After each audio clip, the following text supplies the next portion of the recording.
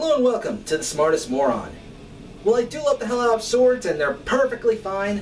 There's just something about claws and people that use them that I just freaking love, like the character on today's show, as well as a few others, like the person of this theme song. If the theme song didn't tell you, I'm mainly referring to Wolverine, probably the one character that made ripping up bows such a delight. Sure, there's Freddy Krueger, but I don't think he has nearly the same level of finesse. You know, aside from the dream kills. Other characters who love to adopt similar styles, but with swords, is Masamune from Sengoku Basara, and of course, Homura of Senran Kagura. At the same time, their personalities are fun to see and offer us something a bit different from what we are used to dealing with growing up. That applies to both Wolvie and Homura. Yeah, sorry, never saw Sengoku Basara. Now, if you don't understand some of the stuffs about good and evil shinobi in the Senran Kagura universe, allow me to explain. Evil shinobi deal in the work of assassinations or working along with politicians and corporations. And as their name implies, they're more, well, greedy. Good shinobi, on the other hand, try to maintain order and stuff. Though as we saw in Shinobi Versus with Murakumo, it's not all black and white, since, well, she worked for a corporation. Hell, you can replace good and evil with other words, and there would hardly be a difference in some circumstances. And for the sake of this video, I'm only going to look at first at the Hibijo story route and the Versus game, since that is the second continuity. And my favorite, as it really brings out some of the best moments of Homura. With the release of Best of All Versus, and thankfully someone out there who allowed me to use the 3DS footage, I can finally start talking about one of my favorite characters. While Asuka and Yumi lead as cover girls for some games, Homura has proven to be a fan favorite as well. And plus, she's starting a fighting game too, so let's not waste any more time and let's cut to the chase. Hailing from the land of the rising sun, her name literally meaning flame, former leader of the Hibijo and current leader of the Crimson Squad, Homura!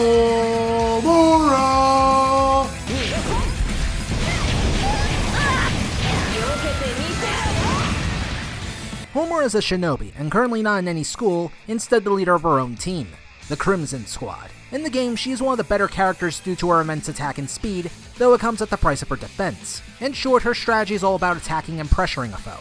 But she wasn't always like this. Back then, she was still living with her family, and constantly under pressure to do well. It actually sounds about right given how much crap normal students have to deal with, especially in Japan. She also had a tutor, who she grew attracted to and even loved, mainly seeing him as someone who she can relax and even rant to. She eventually revealed her feelings, and while in some cases this will lead to both parties being happy until the teacher died and Homura vowed vengeance, or some crap like that, surprisingly, he actually turns out to be evil. And yeah, I'm using Terumi from BlazBlue from this just because. He downright mocks Homura, even when she cries at the whole lie.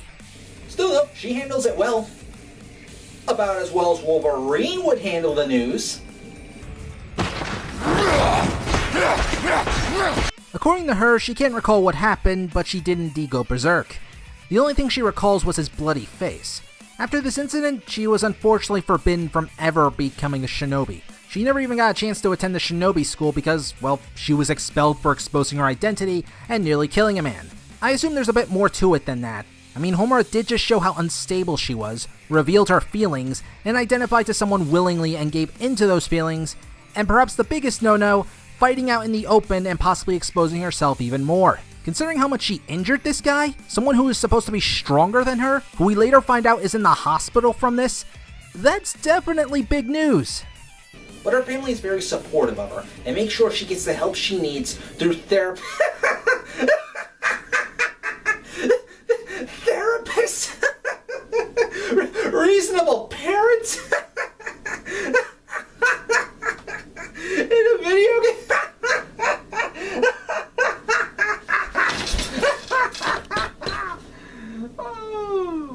Now they kick her ass out of the house without a second thought and don't even listen to her. They even give her another sword, Ingetsuka. But that seemed to be more of a slap in the face than anything, because she was unable to draw the sword just yet. You might be able to argue that her parents were at least giving her a chance, but we never even see her folks ever again, so that theory is just assumption. And I don't buy they would help. Parents can be unrepentant assholes too.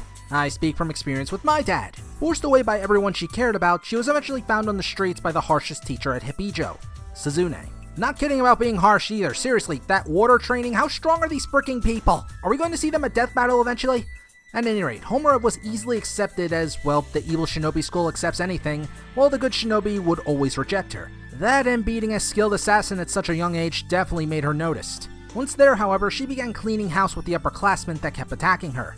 As you can imagine, making friends in a school where people kill each other is hard. Not that she tried, mind you.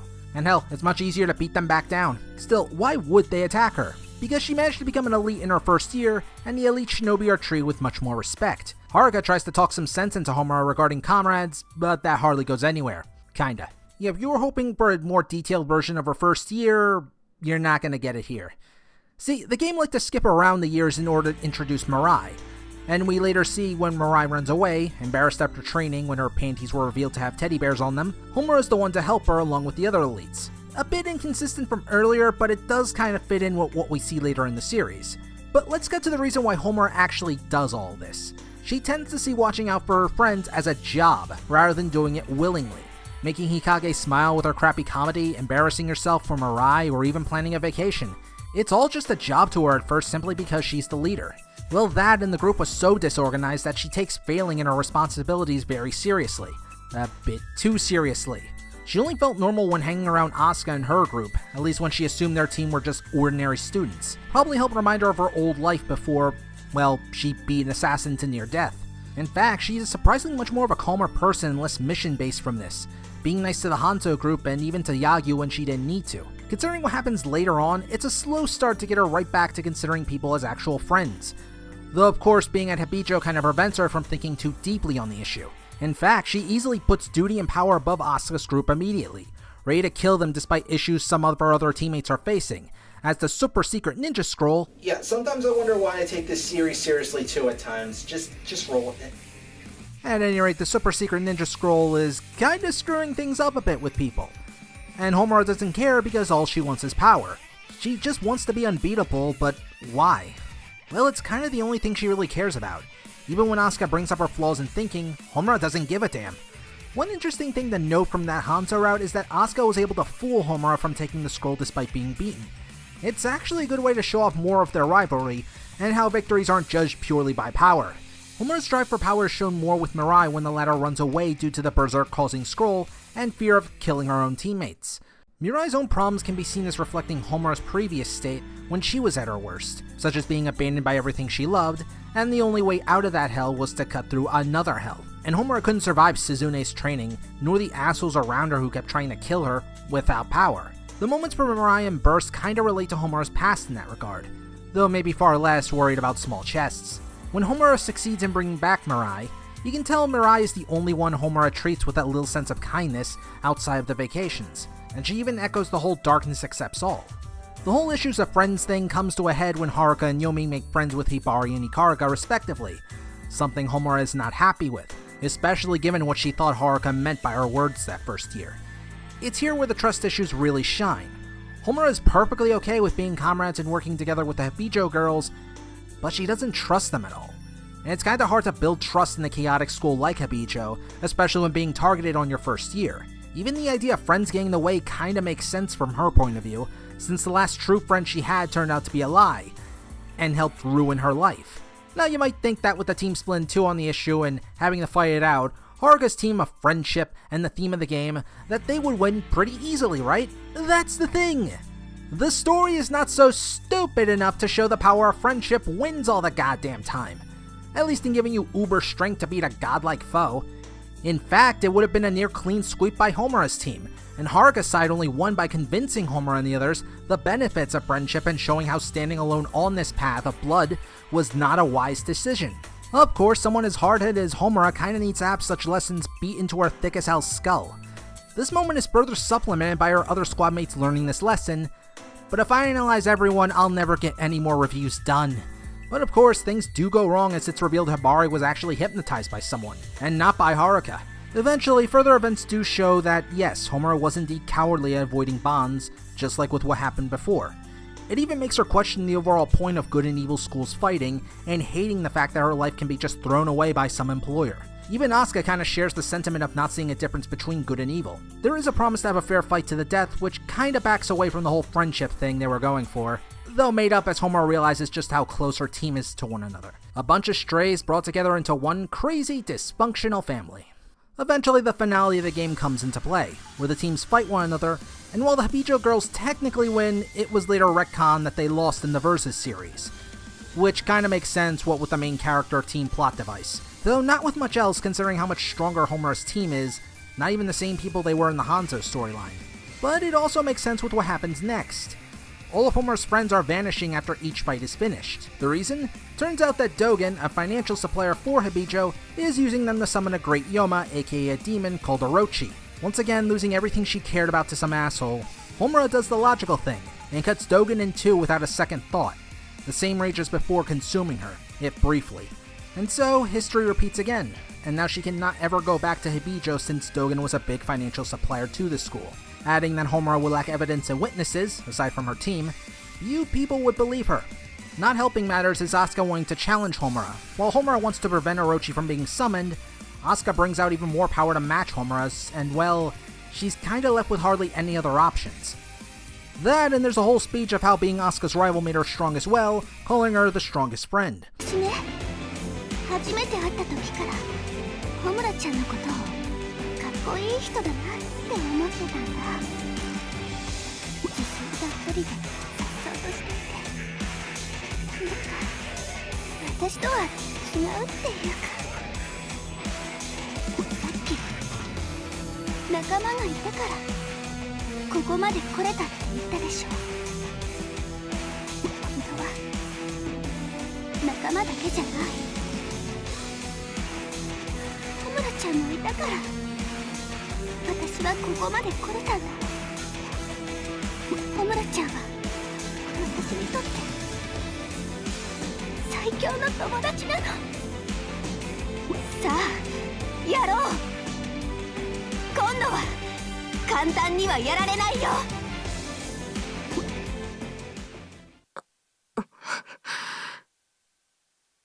言えないな。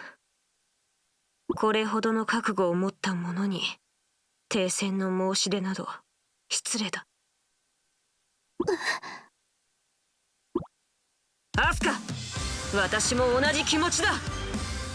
私にとってお前は最強の友達だ。 Homura agrees to fight, and finally understands the true strength she needs to draw out, and thus uses the power of the seventh sword at last, giving Homura the transformation of Crimson Homura. 仲間のためにも私は負けられないんだ。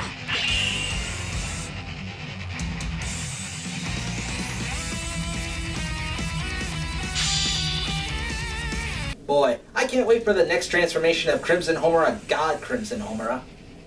Now this plot point is kinda a bit stupid considering Homura can just tell Asuka everything, but at the same time you have to consider Asuka's attitude, and given that, do you really think she wouldn't try to save Homura by winning as well? Really, there was no easy way to solve this matter given both of the girls' attitudes. Plus, Homura may not have wanted Asuka to be part of Orochi as well.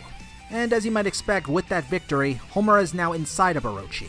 While inside Orochi and really unable to do much else, Homura nearly gives up on doing anything, leaving the work up to Asuka and her friends. At least until she slowly remembers her other friends in Orochi as well.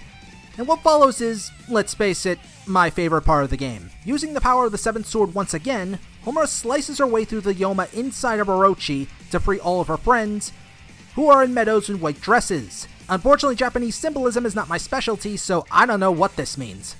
Though it does show the contrasting dark visuals that I love so damn much. Though stripping is still present and somehow gives the color back to the girls.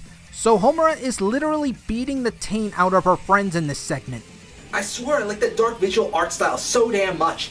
When can we get a Shin Megami Tensei and Senran Kagura crossover? That does not count! And by doing all this, it no doubt weakened Orochi, causing Orochi to vanish. While the gang is celebrating that, well, they aren't dead, Homura lays down the bad news of killing Dogen, branding her as a renegade, and she's initially depressed. But if you ever seen this whole friendship crap story, you know they never separate, and Homura's friends decide to walk down a new path. The path of the renegade. Renegade for life. And the five friends walk together as the sun rises. Beaten, battered, tired as hell, and close-writ because this game still is one with fan service, but smiling all the while. And thus ends the journey that is burst for Homura.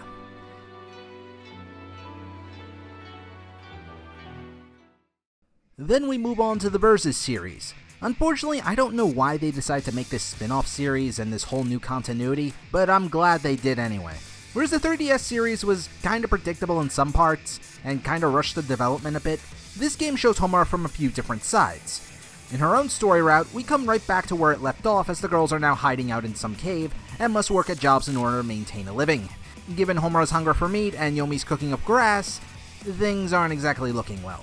Hell, I think Homura is the only person who has a stable part-time job, and since they are technically wanted by the Shinobi Society, the odds of them getting a job from them is pretty damn low.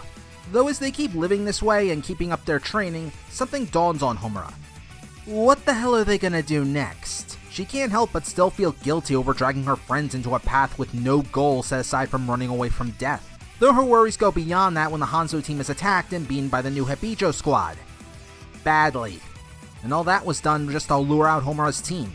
Her emotions are also all over the place compared to her more focused burst self, which honestly makes some sense given how she is still new to accepting others as friends and more, at least whenever the Hanzo team is brought up, specifically Asuka. The true main plot of her route, however, is shown more when a shinobi student named Tsumugi enters the fray. And without a character model. I'm sure this kind of lazy programming will never ever be repeated in Estival Versus.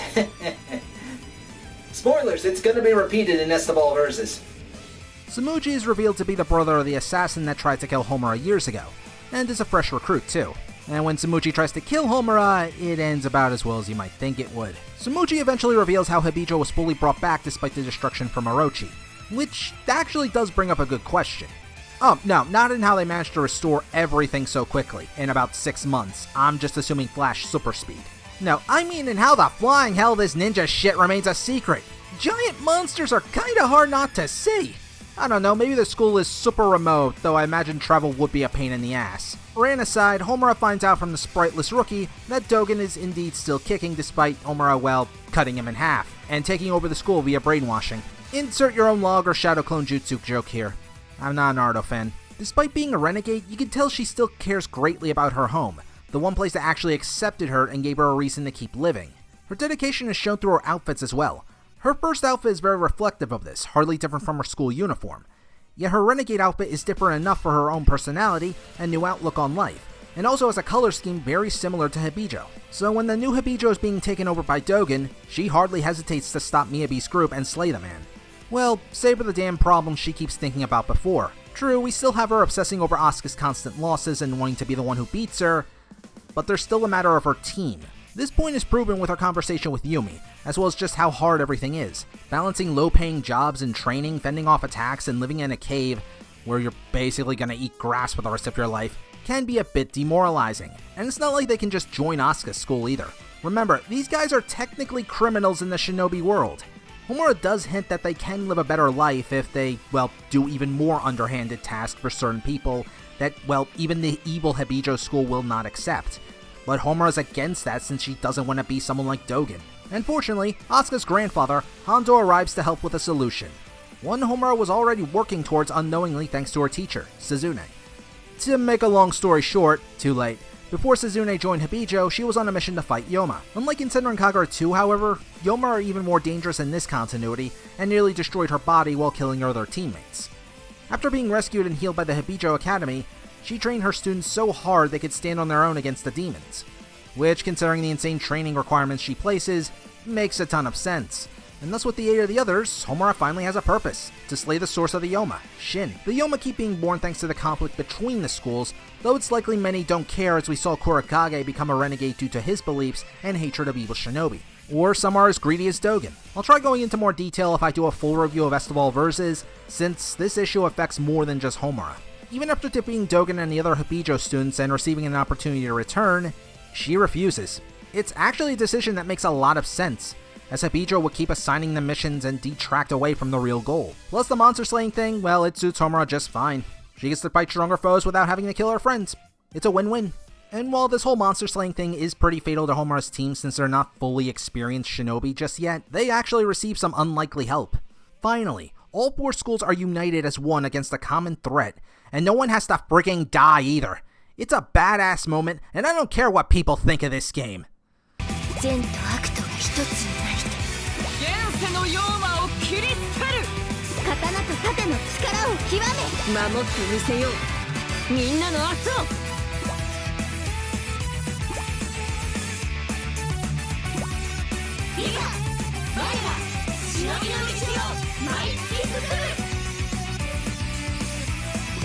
Unfortunately, Estebal Versus doesn't really go into too much detail with Homura's group, outside of what other personality stuff I'll mention later. One important thing to note, however, is when she cares about her team. While initially against the idea of relaxing, she quickly comes around the idea given, well, what they have to go through in order to live, and wants to win the contest for their sake. Now, some people might see staying as a renegade shinobi was a bad call, but again, staying at the Heibijo would only complicate matters in their Yoma slaying hunt, as they would be saddled with missions, and likely they don't have to kill the Hanzo or Gessen girls either, if ordered to. Plus, they can serve as an easy excuse for the Heibijo girls not to kill the other schools under orders. It's not really outright stated, but it's my personal theory and one I can easily believe, given how they all decided to unite, and Asuka's later comments on killing Homura only if ordered. Thankfully, Hibari is the one to call out how that following orders like that isn't right. You see why I'm not really that much of an Asuka fan? Hell, she has had more of a relaxed attitude simply based on her victory poses. The first is a more serious look, then far more confident in Shinobi Versus, and a more warming smile in Estebal Versus. One gigantic misstep though was not bringing back the girl who was killed, Samuji, as the festival brought back the fallen Shinobi. Yeah, Samuji was killed by Dogen in Shinobi Versus. I forgot to mention that. It could have been a brief scene and given Homura's team more of a purpose to be there, rather than just, I don't know, just to get more food. It really felt like a wasted opportunity. There also seems to be a misconception that Homura is pretty much an idiot, and the games after Burst seem to hit this point the most. Honestly, it's kinda far from the truth. Well, don't get me wrong, she has dumb moments for sure, but it seems more as a result of social awkwardness and not getting used to expressing herself, or even being aware that her humor is god-awful. But in combat, she recognizes threats very quickly and doesn't underestimate a foe. Most of the time, at least. Not only was she able to identify the Hanzo Shinobi's lie at the hot springs, but she was able to defeat Dogen in Shinobi Versus by attacking everything in the room when she could not specifically target him due to the ninja art he put on her. Even in Estebal Versus, she freely admits to Sayori she is no match after being beaten. Also, given how her parents controlled her life, rejecting Haruka, well, being Haruka, and even Dogen's mind control stuff, there's another reason she treasures freedom. Control. Nobody really has to tell her a damn thing when hunting Yoma. She finds it, she makes a battle plan, and goes for the kill. No grades, no mission parameters, or working for sleazeballs. No arguments against orders, just fighting alongside her comrades. Which brings us to her greatest reason for change just beyond her team. Love, particularly for Asuka. There's not really any other character she warmed up to in such a way, not even Miyabi despite their rivalry, which is near non-existent at this rate. Hell, Homura is usually very good at accepting the mistakes she made and vows to do better. Yet in Estebal Versus, she loses twice. Once to Yumi while partnered with Asuka, and against Renka's team in the final stage of the competition. Unlike with Jasmine where she accepted losing, she does a complete 180, showing her discontent with both losses. It's likely because Asuka has often referred to Homura as her strongest friend, and well, that title will be taken from her at this rate. Hell, she perfectly predicted what Asuka would say if she found out Renka won. Even the dialogue in Shinobi Versus hinted at this, even if Homura is as stubborn as a mule. Seriously, I wouldn't be surprised if there's a doujin with these two banging after a heated duel. In the end, their fighting is the one way Homura can express herself comfortably. It's a freaking metaphor for love, for crying out loud. And the only reason her flames burn brighter than ever is because she is so close to her son, Asuka. Lame. You know, I'm making a lot of DBZ abridged references in this. Maybe I should cover a DBZ game one day. But which one? This story can be silly and stupid at times, yet there was so much more it all caught me off guard. I likely would have dropped Senran Kagura if it wasn't for Homura and her story. It's why I recapped the entirety of the Heibijo storyline, because that's what got me interested in Senran Kagura in the first place. There may be some plot inconsistencies with the series, yet it never stopped me from appreciating this fiery ninja. Even in the second game, I still loved her. Determined, stubborn, powerful, and above all else, really proved you don't need blood relatives to have a family. She proved that beyond these battles and death, you can definitely make good friends.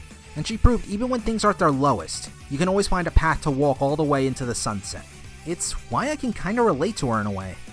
When I was younger, I was expelled from high school, Northeast specifically, for a pretty dumb reason, and it felt like life was against me. Thankfully, there was a high school that would take me, but it was pretty damn small, the size of an apartment, and that's being generous. Not helping were that some people there were, less savory. Yet it was ultimately a place that made me feel comfortable and have a great appreciation for it. Probably the best years of my life spent there too. Though of course that changed by following what my dad wanted as opposed to myself. Leading to wasted years in college. Homura is the character that shows and gives me hope that the major I chose for myself, and not my dad, will lead me to real happiness. Homura, you may have started out as a villain in the series, but you are definitely a savior of the tale. 秘伝忍法へっ仕留めるでって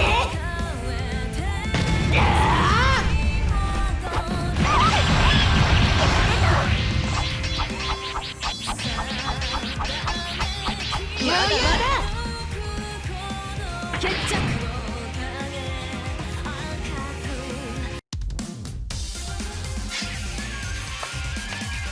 こんなの楽勝すぎる And there's your answer as to why I can take this series seriously sometimes. I'm the smartest moron and... You know, how about for the next episode of Saviors of the Tale, we look at a villain. Thanks for checking out this extra ass long episode of Saviors of the Tale. I had not intended on making it this long, but I doubt I would ever be able to talk about Senran Kagura first, so that happened. Anyway, if you're interested in more Senran Kagura content, you can check out the review of Shinobi Versus on your left. Or, if you want to see a game that stupidly added fan service and took out common sense, you can check out the full review of The Third Birthday. As always, be sure to like, comment, share, and subscribe if you want more content. And I'll see you in the next video. Take care.